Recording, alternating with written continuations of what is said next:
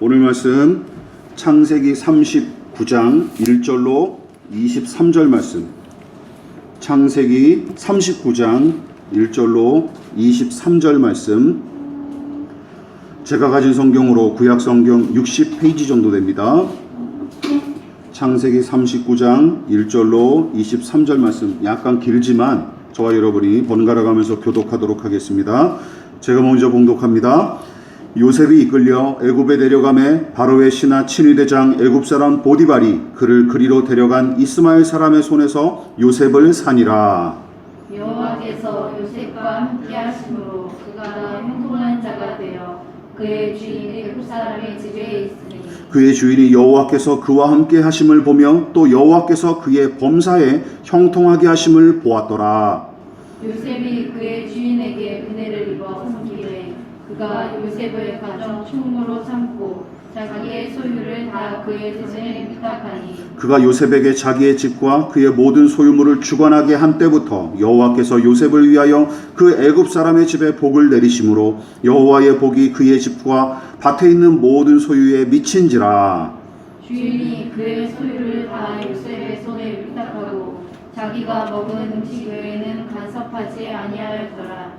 요셉은 용모가 빼어나고 아름다웠더라. 그 후에 그의 주인의 아내가 요셉에게 눈짓하다가 동침하기를 청하니 요셉이 거절하며 자기 주인의 아내에게 이르되 내 주인이 집안의 모든 소유를 간섭하지 아니하고 다 내 손에 위탁하였으니 이 집에는 나보다 큰 이가 없으며 주인이 아무것도 내게 금하지 아니하였어도 금한 것은 당신뿐이니 당신은 그의 아내임이라. 그런즉 내가 어찌 이 큰 악을 행하여 하나님께 죄를 지으리이까.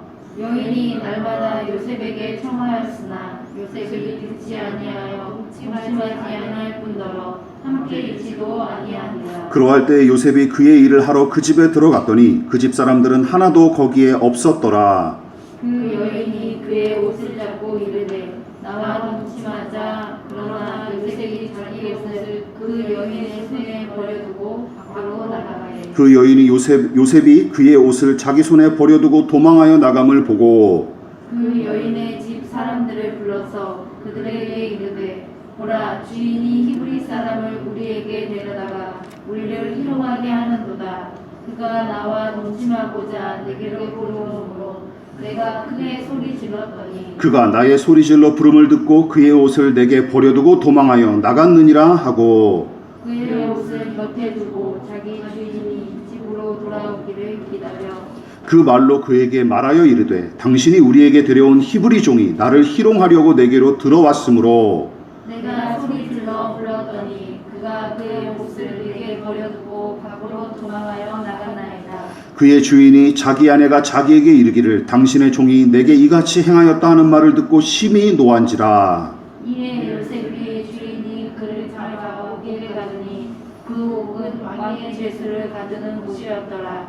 요셉이 옥에 갇혔으나 여호와께서 요셉과 함께 하시고 그에게 인자를 더하사 간수장에게 은혜를 받게 하시매 간수장이 옥중의 죄수를 다 요셉의 손에 맡김으로 그 재반 사물을 요셉이 처리하고 다 같이 간수장은 그의 손에 맡긴 것을 무엇이든지 살펴보지 아니하였으니 이는 여호와께서 요셉과 함께 하심이라. 여호와께서 그를 범사에 형통하게 하셨더라.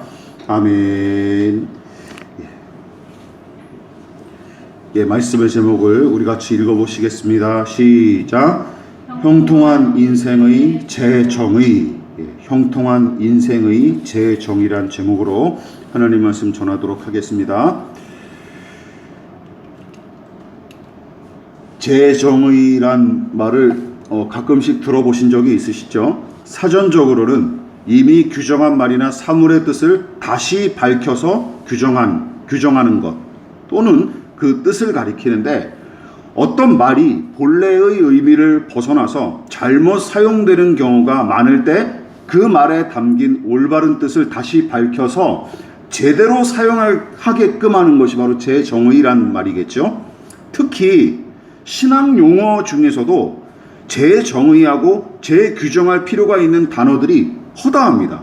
믿음, 은혜, 기도, 계시, 예언, 천국과 지옥, 구원 등등 이 모든 것을 비롯한 기본적인 의미조차 모른 채 신앙하는 이들이 적지 않죠. 교회 내에서도 말이죠.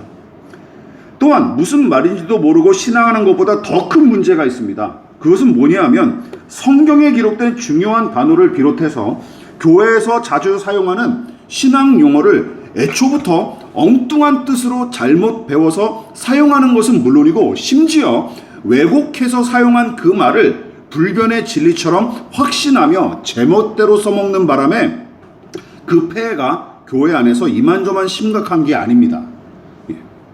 따라서 성경 본문을 반복해서 읽고 깊이 묵상하는 것뿐만 아니라 자주 쓰는 신앙 용어의 정확한 의미를 공부하고 이해하는 것도 바른 신앙의 확립과 믿음의 진보를 위해서는 절대 빼놓을 수 없는 요소임을 우리가 명심해야 됩니다.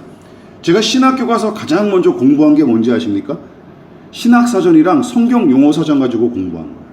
예, 그게 가장 핵심이에요. 무슨 공부를, 학생들 기억하세요? 무슨 공부를 하든지 이 용어에 담긴 뜻이 무엇인가, 이거를 가장 정확하게 이해하고 또 공부하고 익혀나가는 게 그 학문을 배워나가는데 가장 기초예요. 단어의 뜻을 정의하는 거.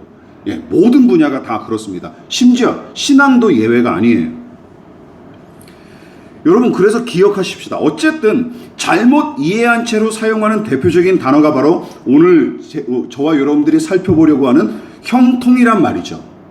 자, 물론 신앙 용어 대부분이 오용되고 남용되는 게 현실이지만 오늘은 본문의 요셉 이야기를 통해 형통의 성경적 의미를 살펴본과 동시에 세상이 가르치는 형통과 어떤 차이가 있는지 우리가 알아보려고 합니다. 자, 우선 이 질문에 대답해 보십시오. 마음속으로 한번 대답해 보세요. 성경에서 누가 가장 크게 고난을 겪었을까요? 각자 나름대로의 답이 있겠지만 대개는 욥과 요셉을 먼저 떠올릴 것입니다. 물론 신실한 믿음의 사람들은 누구나 예외 없이 무수히 고난을 겪었고 오히려 성경에서는 뱃속 편히 살다가 평안히 죽음을 맞이한 경우가 찾아보기가 어려워요.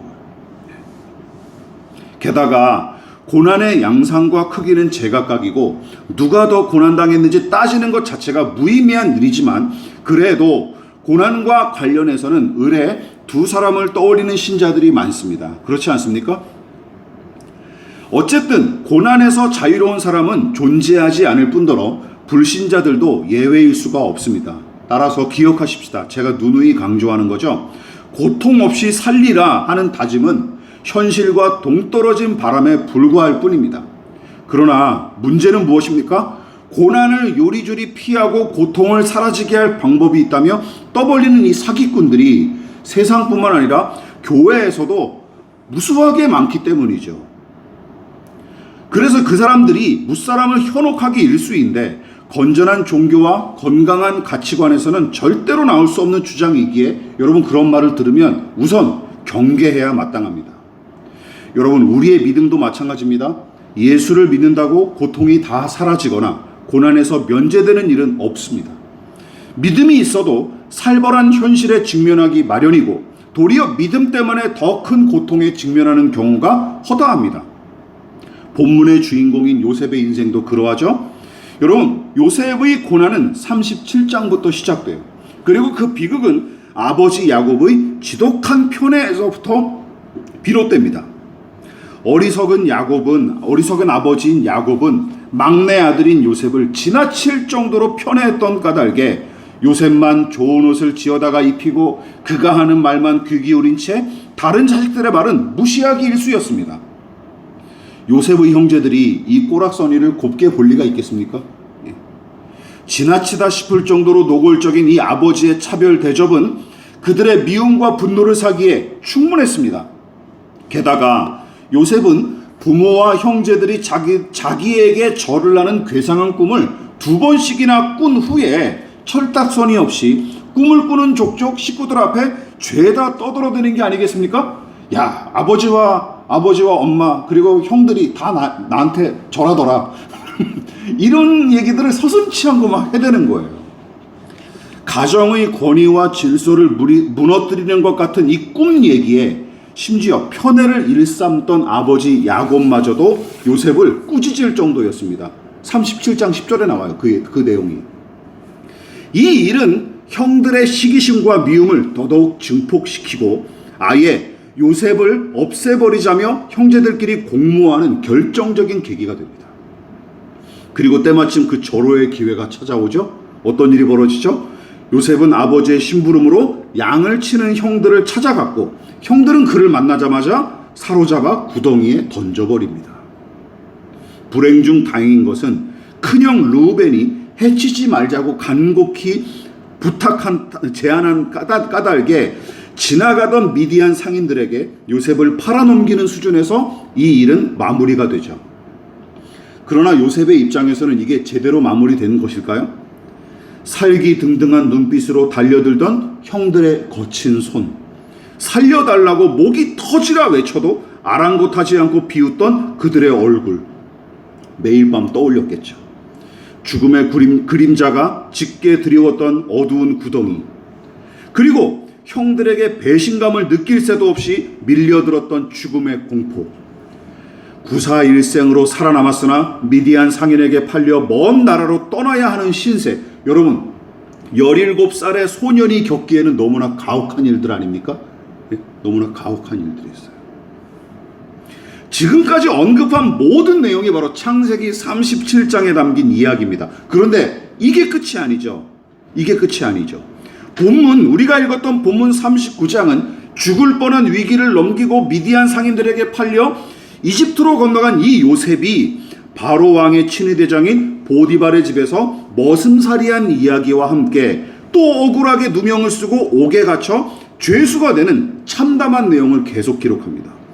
37장에서 형들에게 배신당해 나락에 빠졌던 요셉은 39장에서 나아지기는커녕 더욱 암담한 처지로 내몰리는데 스스로 목숨을 끊지 않은 게 신기할 정도입니다.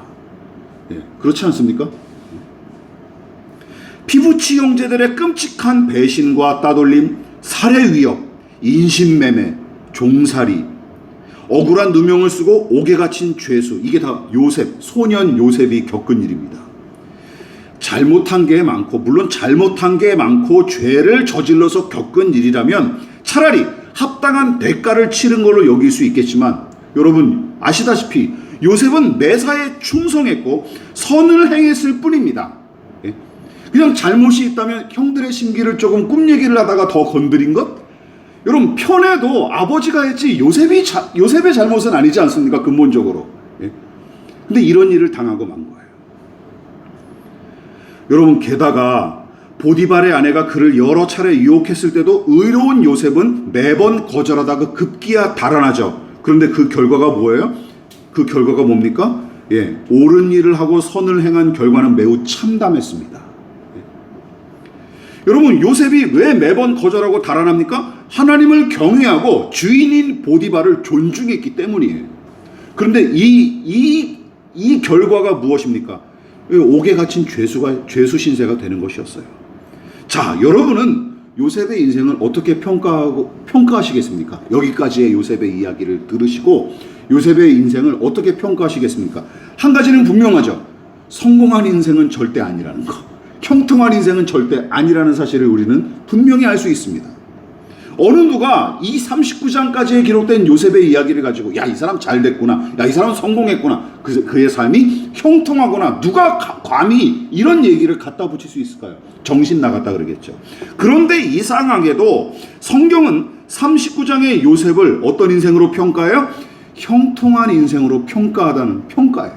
이게 참 웃기죠. 이집트의 총리가 되어서 형통하다고 한 겁니까? 아닙니다. 그거는 나중에 일어날 일이에요. 나중에 일어날 일.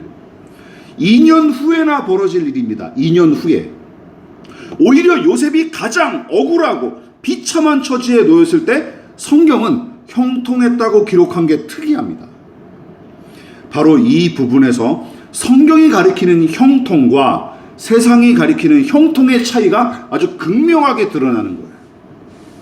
무엇보다 요셉의 형통에 관해서 본문이 언급할 때마다 어떤 말이 따라오냐면 여호와께서 함께 하신다는 말이 바늘과 실처럼 본문에 함께 기록된 것을 우리는 여러 군데서 찾아볼 수 있습니다. 대표적인 부분이죠. 2절과 3절 같이 읽어볼게요. 시작. 여호와께서 요셉과 함께 하심으로 그가 형통한 자가 되어 그의 주인 애굽 사람의 집에 있으니 그의 주인이 여호와께서 그와 함께 하심을 보며 또 여호와께서 그의 범사에 형통하게 하심을 보았더라. 하나님은 종살이하는 요셉과 함께 하셨고 그가 하는 모든 일에 복을 주십니다. 어찌나 일을 잘 감당했는지 보디발의 신뢰를 얻어 가정 총무로서 임명을 받고 그 덕택에 보디발의 집에는 하나님의 복이 임했다고 기록합니다. 자, 여기서 하나님의 함께 하심과 형통을 짝지어 기록했어요. 이 부분만이 아닙니다. 억울한 누명을 쓰고 옥에 갇혔을 때도 마찬가지죠. 같이 읽어볼까요? 시작. 여호와께서 요셉과 함께 하시고 그에게 인자를 더하사 간수장에게 은혜를 받게 하시매. 23절. 간수장은 그의 손에 맡긴 것을 무엇이든지 살펴보지 아니하였으니 이는 여호와께서 요셉과 함께 하심이라. 여호와께서 그를 범사에 형통하게 하셨더라. 요셉은 옥에 갇혔어도 간수장에게 정직한 성품과 성실한 태도를 인정받았고 그로 말미암아 옥중 사무까지 담당하며 범사의 형통을 누리죠. 이 부분에서 요셉이 보디발의 집 가정 총무와 감옥의 사무를 감당했다는 이야기에 누군가가 이렇게 얘기하는 설교를 자주 들었어요. 야, 아멘이다. 야, 잘 나가는 인생이 되었구나. 라는 설교도 제가 몇 번 들었습니다. 그런 책도 봤고. 여러분, 이게 잘 된 겁니까? 지금 이 사람의 신분이 뭐예요? 노예이자 죄수입니다. 이게 잘 나가는 거예요? 그래봤자 39장의 요셉은 남의 집 종살이 하다가 죄를 지어 옥에 갇힌 죄수에 불과합니다. 이게 무슨 형통입니까? 그렇지 않습니까? 이게 무슨 형통이에요? 여러분, 진짜 형통은 뭘까요? 저는 이렇게 생각합니다. 아버지 집에서 내내 야곱에게 사랑받다가 큰 재산 다 물려받고 호의호식하는 거. 이게 형통이죠. 그렇지 않습니까? 이게 형통이죠. 형통이란 말이 무슨 뜻입니까? 온갖 일이 뜻대로 됨이란 뜻이에요. 쉬운 말로 모든 일이 다 잘 된다라는 뜻입니다. 이게 형통이란 뜻이에요. 그렇다면 39장의 요셉은 그가 바라고 뜻한 대로 지금 사는 중입니까? 택도 없는 소리죠. 편견 없이 본문을 보십시오. 오히려 그의 뜻대로 된 일이 하나도 없습니다. 하나도 없어요. 형들의 따돌림과 잔인한 배신은 꿈도 꾸지 않았었고 심지어 이집트로 팔려갔다가 노예 신세로 전락한 일과 함께 억울하게 누명을 써서 옥에 갇힌 죄수가 되는 일도 그는 바란 적이 없습니다. 그는 바란 적이 없어요. 더 이해하기 어려운 것은 영어 성경의 번역입니다. 영어 성경에서는 이 형통을 뭐라고 번역했냐면 이걸로 썼어요. 여기 있는 사람도 다 아는, 하위 빼놓고 다 아는 단어죠. 뭐죠? success. 성공이란 뜻입니다. 이런 젠장. 이게 무슨 성공입니까? 예? 근데 영어 성경에서는 형통이라는 말을 쉽게 풀어서서 NIV 성경에서는 success라고 썼어요. 즉 성공과 성취라는 말로 번역을 해버립니다. 그 말인즉슨 본문의 요셉을 가리켜서 어떤 인생으로 봤다는 거예요? 성공한 인생으로 봤다라는 것이죠. 자, 여러분의 생각은 어떠십니까? 아까 형통이라는 말도 더 이게 이해가 안 됐지만 성공이라는 말을 갖다 붙이기는 더더욱 이해가 되지 않지 않습니까? 네. 이처럼 본문은 보통 사람들이 생각하는 성공과 형통의 의미를 정면으로 거슬려요. 그렇다면 성경이 말하는 형통, 즉 요셉의 이야기가 들려주는 진정한 성공이란 무엇일까요? 39장은 여호와께서 함께 하신다는 말과 형통하게 하셨다라는 말을 3번씩이나 짝지어 기록합니다. 그다지 길지 않은 이 분량 안에 같은 말을 3번씩이나 짝지어 반복한 이유가 무엇일까요? 그것이 진정한 형통과 성공의 의미를 가리키기 때문입니다. 그 형통과 성공의 의미가 무엇이고 누가 성공한 사람인지 분명하게 전달하려는 의도가 이 본문에 담겨져 있는 거예요.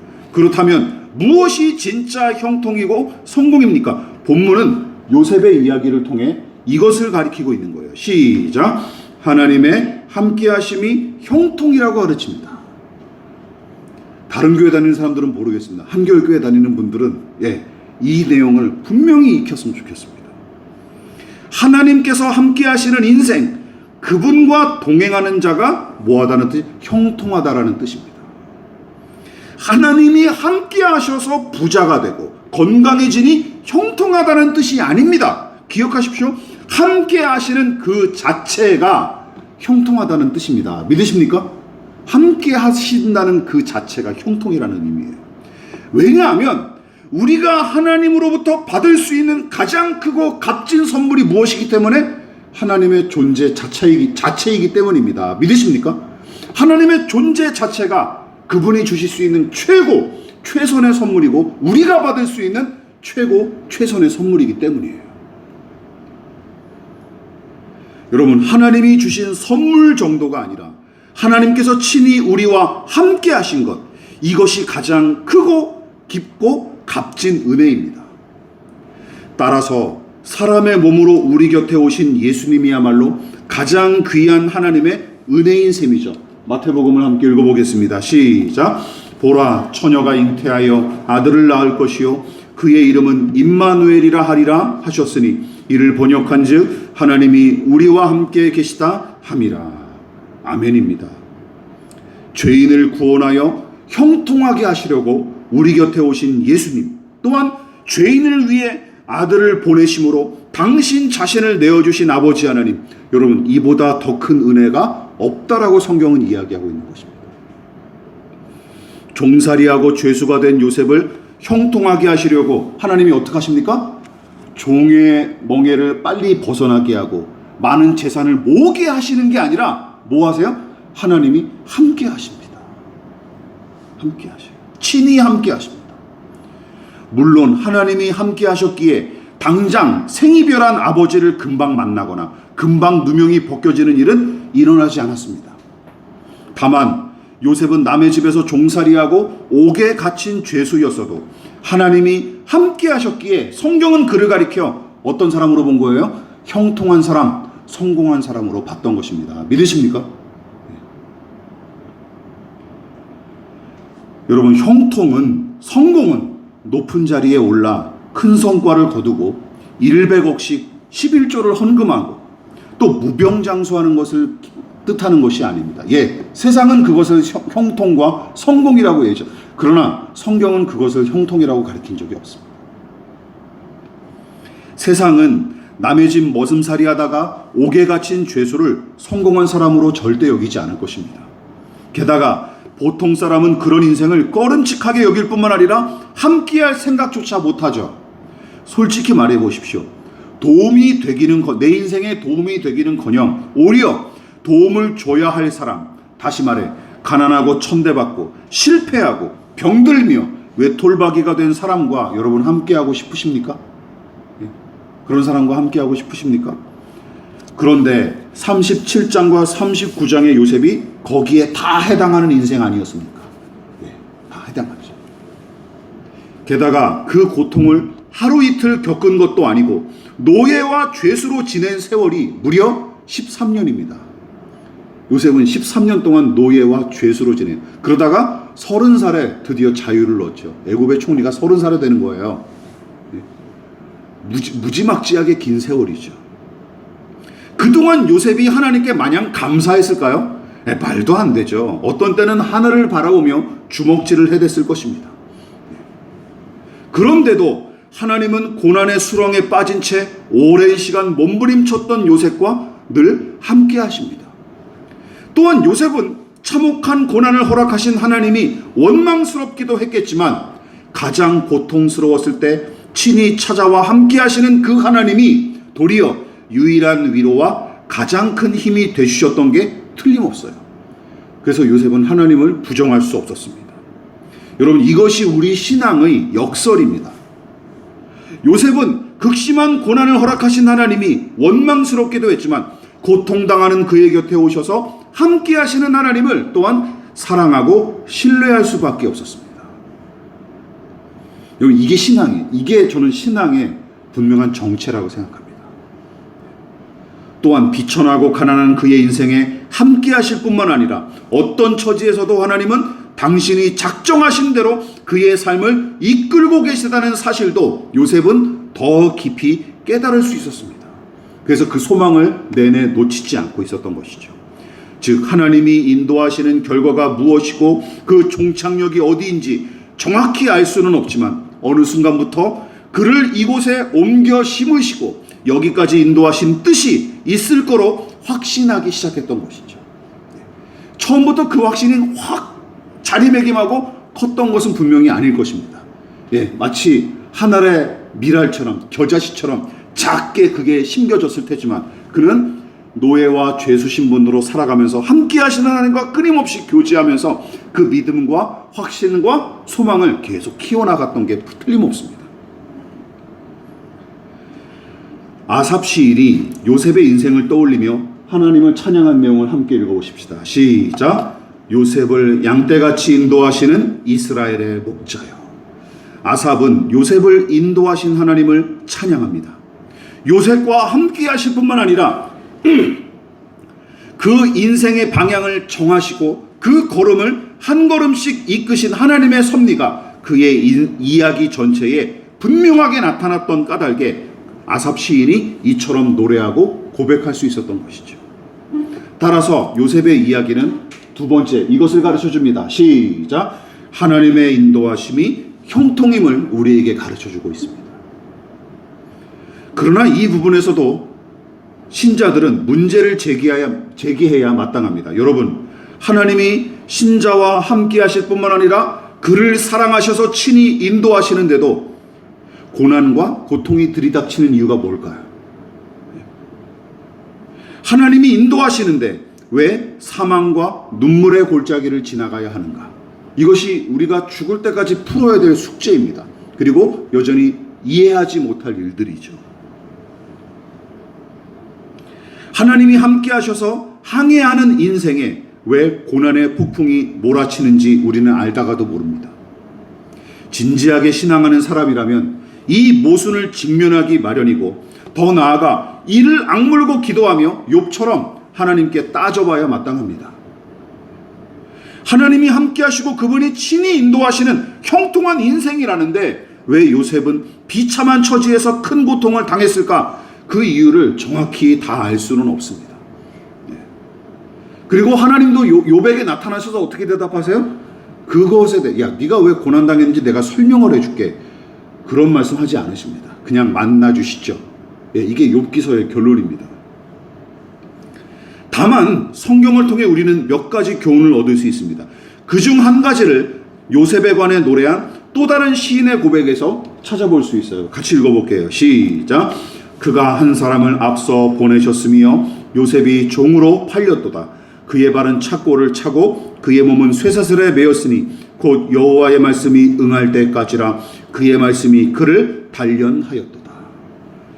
이 시인은 혹독한 고통을 겪는 요셉의 삶에도 하나님의 선한 뜻이 깃들어 있었다고 고백을 하고 있는 중입니다. 하나님은 요셉을 팔려가게 하셔서 가족과 헤어지는 비극을 겪게 하셨지만 훗날 그 일을 통해 도리어 그의 모든 가족을 극적으로 구원하는 반전을 이루시죠. 이처럼 고난 뒤에 하나님의 선한 뜻이 숨어 있음을 믿고 고통의 시간을 인내하며 견디는 자가 어떤 사람? 바로 성경은 형통한 사람이라고 정의하고 있는 것입니다.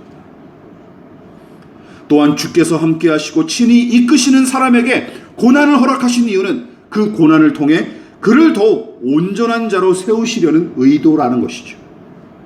그래서 고난의 도가니 속에서 더욱 순군과 같은 믿음으로 재련되는 삶이 어떤 삶? 바로 형통한 인생이라는 것입니다. 그것이 바로 성공한 인생이라는 거예요. 그래서 훗날 요셉은 불신앙의 세상 속에서 더욱더 능숙하게 깊은 믿음을 살아내며 더 나아가 원수와 방불한 형들을 향해서도 용서와 사랑을 베푸는 큰 사람으로 성장하기에 이르죠.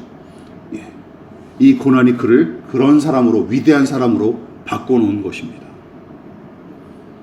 왜 신실한 믿음의 사람이 고난을 겪는지, 왜 내가 원하지 않는 자리에 서 있고 그런 끔찍한 환경에 맞닥뜨려야 하는지, 왜 나는 가난과 고통이 끊이지 아니하는지 그 이유를 우리는 다 알 수 없습니다. 다만 두 가지 분명한 사실은 우리가 신뢰하십시다.